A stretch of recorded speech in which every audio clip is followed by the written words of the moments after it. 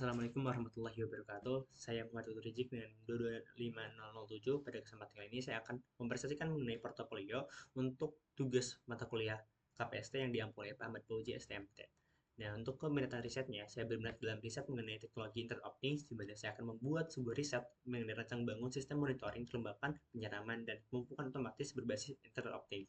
Nah, seperti kita ketahui bahwa IoT sudah sangat berkembang sangat pesat dan cepat, dan sudah diterapkan di berbagai sektor. Salah satunya sektor pertanian. Dalam sektor ini, IoT digunakan untuk pemantauan dan pengelolaan lingkungan secara otomatis, seperti pengukuran kelembapan tanah, pengaturan uh, penyiraman, dan pemupukan yang terintegrasi. Teknologi ini bertujuan untuk meningkatkan efisiensi pengguna sumber daya, mengurangi limbah, serta mendukung praktik pertanian yang berkelanjutan dan berbasis data. Dengan platform berbasis cloud, IoT dapat memberikan akses secara real-time kepada pengguna untuk memantau kondisi tanaman dan lingkungan melalui perangkat seluler.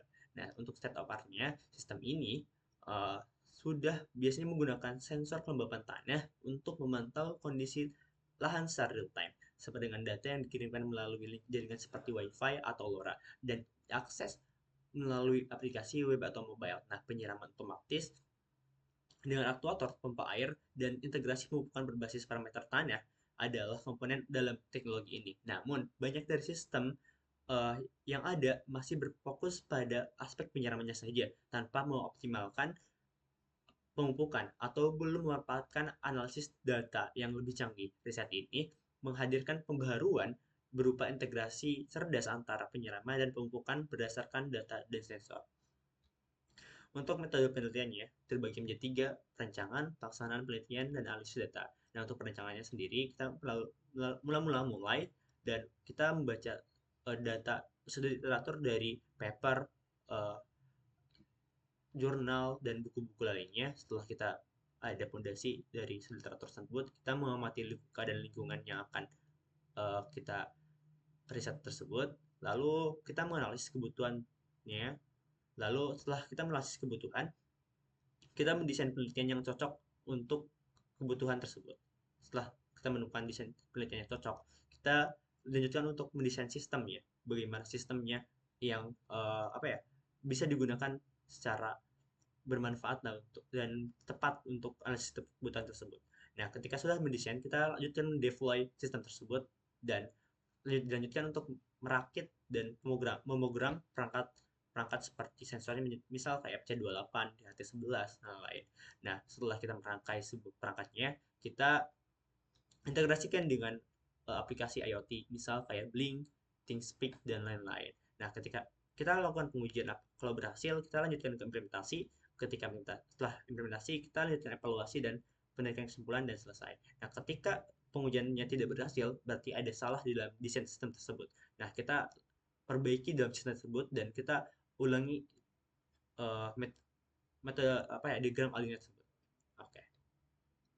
Nah, tentunya ada fondasi, ada landasan mengapa saya memilih IoT ini. Yang pertama, proyek yang pertama dalam mata kuliah rangkaian listrik, di mana saya menganalisis rangkaian listrik sederhana pada simulator pressure circuit, di mana proyek ini bertujuan untuk memahami dan menganalisis karakteristik rangkaian listrik sederhana melalui simulasi dan praktik. Dalam proyek ini menggunakan software free circuit untuk mendesain rangkaian secara virtual yang kemudian hasilnya dibandingkan dengan rangkaian listrik yang fisik yang dibuat menggunakan breadboard dan komponen sederhana seperti resistor, LED, dan kabel jumper. Nah, kontribusi saya dalam proyek ini yang pertama membuat rangkaian baik di simulasi maupun pada rangkaian fisiknya di breadboard. Lalu yang kedua melakukan mencatat hasil pengukuran pada tegangan dan arus menggunakan multimeter pada rangkaian listrik tersebut, pada rangkaian di bawah ini. Lalu dilanjutkan kontribusi saya membantu dan menyusun laporan dan paper yang berisi langkah-langkah proyek, hasil yang diperoleh serta analisisnya seperti di sini. Untuk proyek kedua, saya dalam mata kuliah mikroprosesor, di mana saya mengimplementasikan LED, motor servo, dan sensor ultrasonik, di mana proyek ini kita mengerti cara merangkai, mengoperasikan, dan mengembangkan sistem memakai microcontroller. Di proyek ini, microcontroller dipakai untuk mengontrol nyala LED menggunakan motor servo dan membaca data dari sensor ultrasonik sesuai logik yang sudah diprogram. Kontribusi saya dalam proyek ini yang pertama menulis kode untuk mengontrol LED, motor servo, dan sensor ultrasonik sesuai logik yang diinginkan. Lalu yang kedua, merakit komponen seperti LED, motor servo, dan sensor ultrasonik di dalam breadboardnya. Seperti ini. Lalu yang ketiga, mencoba memperbaiki jika ada kesalahan di rangkaian atau kode program. Jadi, bukan hanya membuat, tapi ada troubleshooting-nya juga ketika ada permasalahan.